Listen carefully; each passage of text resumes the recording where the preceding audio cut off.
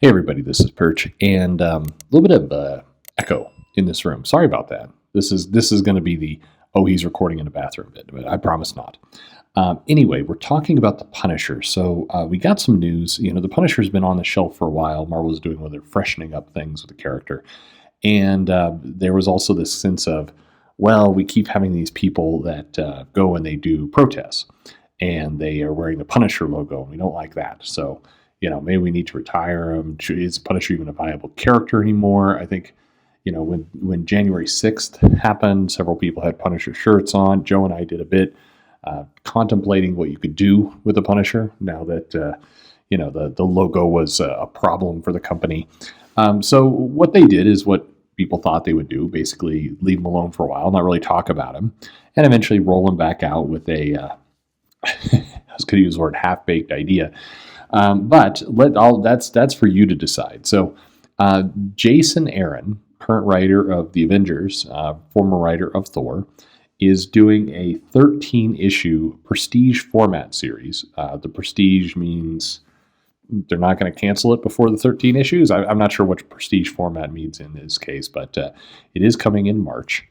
And it's, again, 13 issues, which is a perfectly cromulent number that they're going to go with there.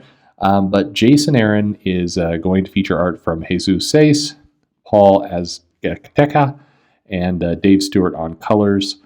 Basically a combo art team where Jesus is, I believe, doing the current story, and then Paul is doing the flashbacks, is apparently how it's working, or something along those lines.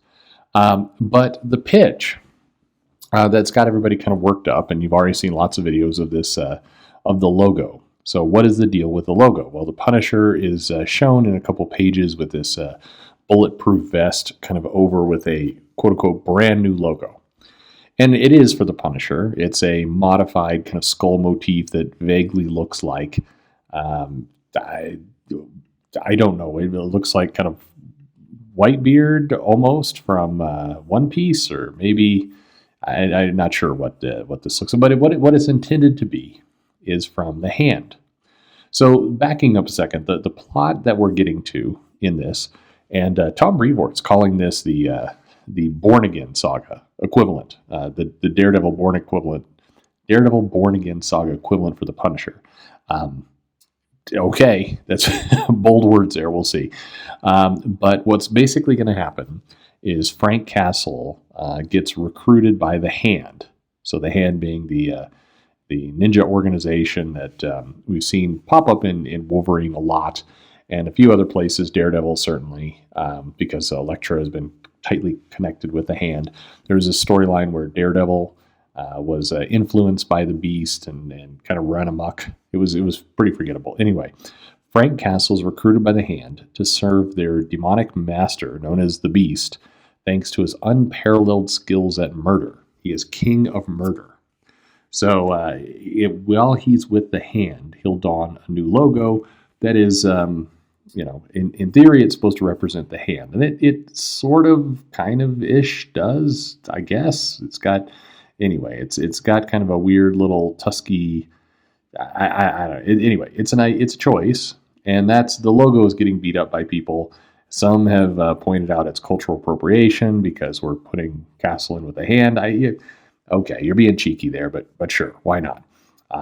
Speaking of which, what does C.B. Cebulski have to say? He says it will introduce a side of the Punisher we've never seen before, which represents Punisher's inevitable evolution. Marvel has stated that, at various times, that the Punisher is problematic to them. They would like for the Punisher to be seen as less of a heroic vigilante. There's been a couple comics where the writers have written the Punisher kind of telling people you're not supposed to idolize me. They never kind of pointed the Punisher anyway, but they definitely want to distance themselves from saying, hey, we've got this hero, this vigilante people look up to, and wear the clothing of and the shirts and everything, and we want to get away from that. And you could say whatever you want. The problem is those comics are out there, so no matter what you do with the Punisher, I mean, keep in mind, the people who are running around wearing the Punisher logo on shirts, they're not doing it because there is a deep love for Frank Castle. In many cases, a lot of people who are wearing that logo have just a vague idea that character exists. They're wearing it because it's a cool looking logo. It's a big, iconic white skull on a black background. I mean, it looks threatening. It looks menacing. That's there are many times when I ran the comic shop and people would come in and want to buy the T-shirt. They'd ask if I had a T-shirt there. The fact that there was a comic really wasn't part of their concern. So this feels like Marvel trying to kind of head people off at the pass for identifying with that character, except the people who are wearing that shirt, odds are, aren't identifying with that character in the first place. So you're fighting a losing battle, I guess is my point here. Maybe you should just focus on telling really good stories, because if you have even an ounce of IQ, you could put up these stories and say, look, Frank Castle is, we're telling good stories over here, not associated with any of that. You'd be fine, but whatever. So Jason Aaron says he's really excited. This is he's after writing Punisher over the years, because he did the Punisher Max title, which was it's kind of Garth Ennis light, I would say. He says he wants to know what moments made him the Punisher, even before that fateful day in the park, and how far will he go to win the war that's consumed his life. Spoiler, as far as it damn well takes. I mean, so the problem is, I think we've covered that ground with the Punisher like many times. Like, there have been plenty of stories about the moments that created the Punisher prior to that fateful day in the park. I mean, is that really uncovered ground that we need to? But okay, feels like somebody hasn't read a lot of comics. He will earn the dubious crown King of Killers.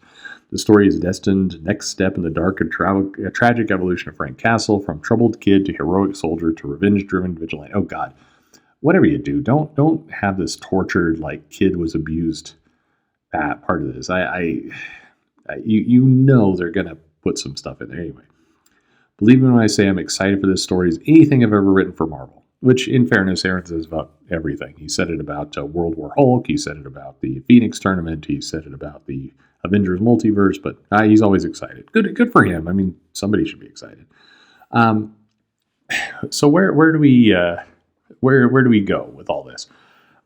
It's worth noting, by the way, there's another Punisher series by Ed Brisson and Declan Shalvey called Punisher vs. Barracuda, which was announced back in 2019, I believe. It was going to come out in early 2020. The pandemic delayed it, and we haven't seen it since. So maybe at some point we'll get to that.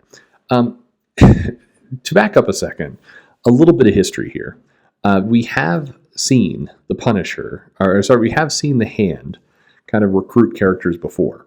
There's this whole Enemy of the State storyline where the Hand basically got a hold of Wolverine and made him their kind of assassin.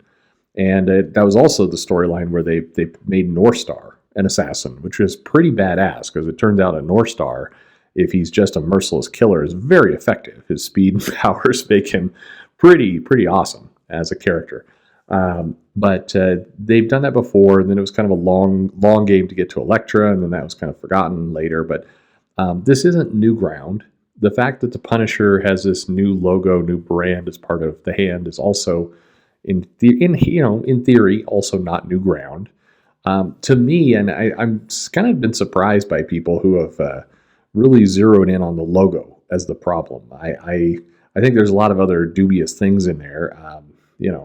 Jason Aaron's first crack at the Punisher wasn't the best. The idea that it's this 13-issue series that's going to invoke some new tragedy and go into what it means, what drove Frank Castle to be the Punisher. When we've seen that, it feels to me like we're getting a lot of retcons. Not too excited for more of all that. I don't know, the Punisher mixed up with the Hand. Here's the thing, and if it's me, and somebody asks me Elektra versus the Punisher, I'm probably picking Elektra. Wouldn't you? I don't know. I think Elektra probably has the edge there.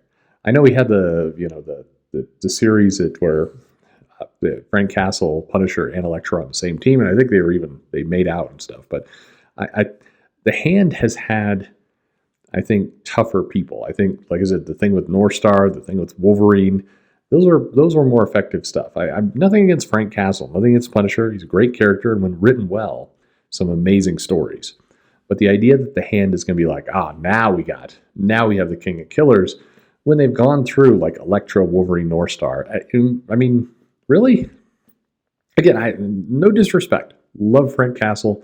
Think the character is very interesting. I did that review for Return to Big Nothing, which is an amazing story. I think there's lots you can do with the Punisher, and I think it's like I said it earlier. I think that this is Marvel's kind of war against people who have worn Punisher T-shirts, and that to me feels like a stupid war. Like that's just it's a dumb thing to fight against, because I think you're fighting an uphill dumb battle, but. You do you. So anyway, are you going to buy this 13 issues Jason Aaron the Punisher? What about this worries you? Does anything worry you about it? I don't know. I mean, there's some cool covers in here, sure. Otherwise, the adventure of the Punisher meets the Hand. I mean, okay, if you must.